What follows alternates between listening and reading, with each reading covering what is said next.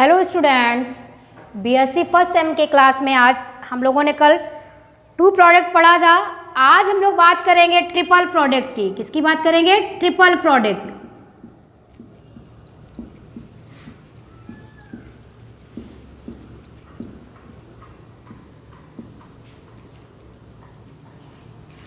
Triple product का मतलब है त्रिगुणनफल। सेम वही प्रोसेस जो हम लोगों ने दो वाले में पढ़ा था। टू प्रोडक्ट में हम लोग तीन वेक्टर लेंगे, A, B and C vector.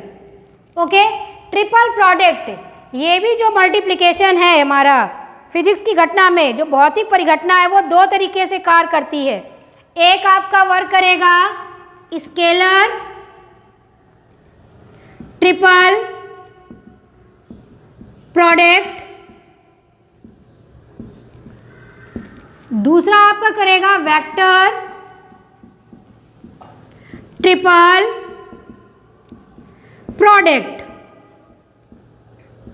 हम लोगों ने जब टू वाली पढ़ी थी उसमें भी दो तरीके से गुणन का काम किया था, एक अदिश गुणनफल और एक सदिश। ट्रिपल प्रोडक्ट में भी दो वर्ग काम करेंगे, एक स्केलर और एक वेक्टर, मतलब अदिश ट्रिपल गुणनफल और सदिश। क्लियर है? हमारे पास क्या है? तीन वेक्टर हैं। क्या है? तीन vector. Okay, A, B and C.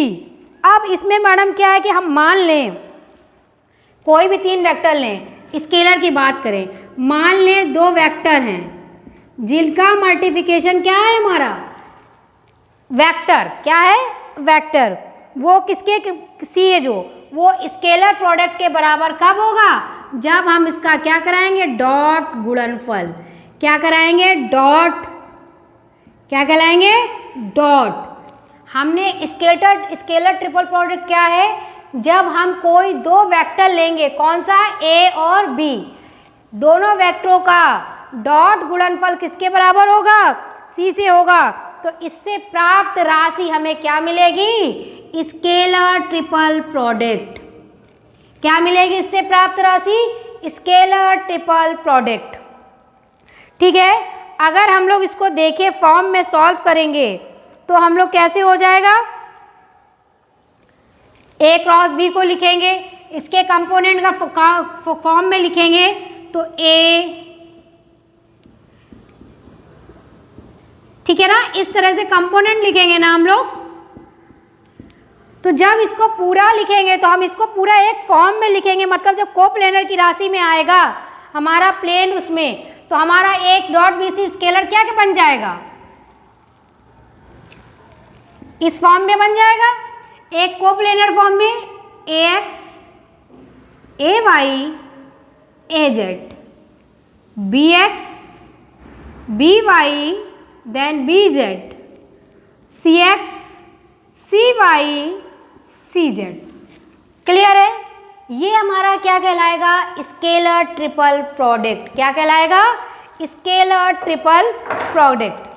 Same हम वेक्टर ट्रिपल प्रोडक्ट की बात करें, क्योंकि हमने कितने वेक्टर लिए हैं? तीन, और उनके बीच में हम लोग को क्या कराना है? प्रोडक्ट कराना है।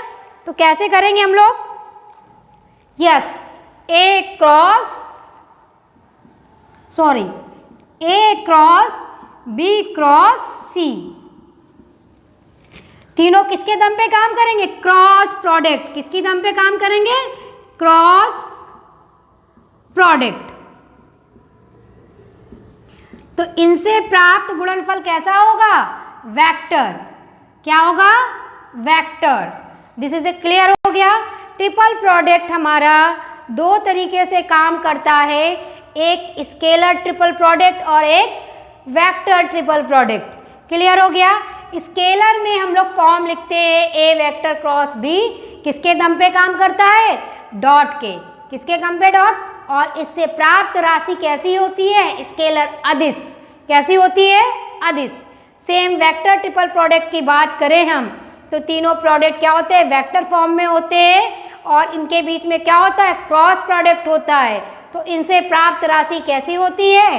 वेक्टर। इससे प्राप्त होगी हमारे पास स्केलर, इससे प्राप्त होगी हमारे पास vector.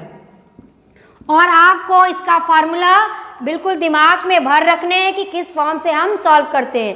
A vector cross A cross B vector C के फॉर्म में क्या लिखेंगे हम लोग, कोई बताएगा? यस, इसको जब सॉल्व करोगे वेक्टर फॉर्म ए डॉट सी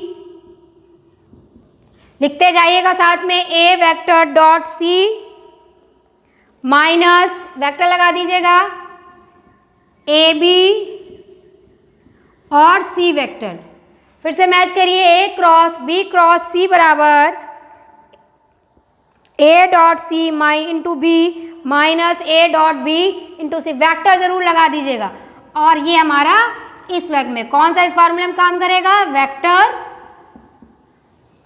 और ये किस फॉर्म में काम करेगा, स्केलर। ओके, नेक्स्ट क्लास में ट्रिपल प्रोडक्ट को समझने के लिए जब आप इसका न्यूमेरिकल लगाएंगे तो आपको बिल्कुल क्लियर हो जाएगा। नेक्स्ट टाइम में हम लोग क्या करेंगे, एक कोई न्यूमेरिकल लिखेंगे। ओवर।